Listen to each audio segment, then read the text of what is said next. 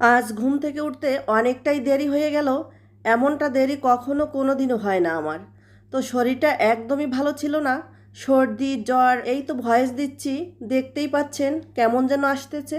সবাই একটু ধৈর্য সহকারে আমার কথাগুলো শুনে নেবেন। Hi hello everyone, welcome to Rama daily blog. কেমন আছেন সবাই?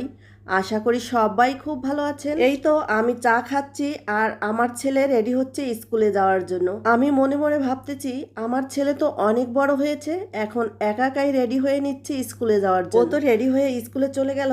আর এদিকে আমি আজ দুপুরে রান্না করব সর্ষে পোস্ত বাটা দিয়ে ডাঁটার তরকারি।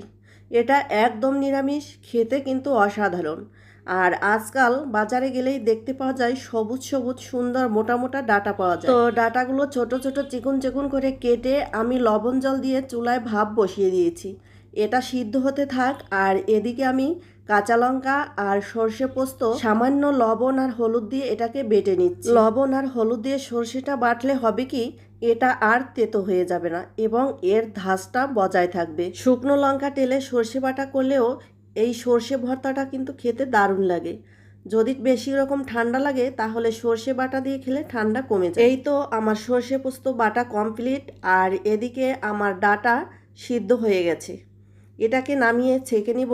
এরপর চুলায় আমি কড়াই বসিয়ে দিলাম আর কড়াইতে দিয়ে দিয়েছি কিছুটা পরিমাণ সরিষার তেল।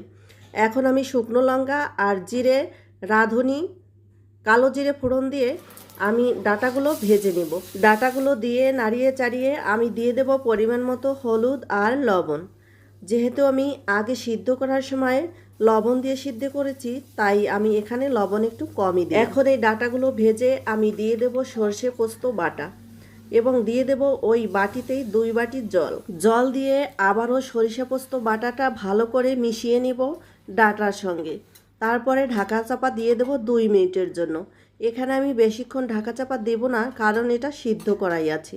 এরপর ঢাকনা উঠিয়ে নাড়িয়ে নিতে হবে যেন নিচে লেগে না যায়। যেহেতু এর সঙ্গে পোস্ত বাটা আছে, তাই নিচে লাগার সম্ভাবনা আছে। এই তো আমার হয়ে গেল সর্ষে পোস্ত বাটা দিয়ে ডাঁটা। এটা আরও শুকনো শুকনো করা যায়, তবে আমি এরকমই খেতে বেশি পছন্দ করি, তাই একটু কাদা কাদা করে এটাকে রান্না করে নিলাম। এই তো হয়ে গেল।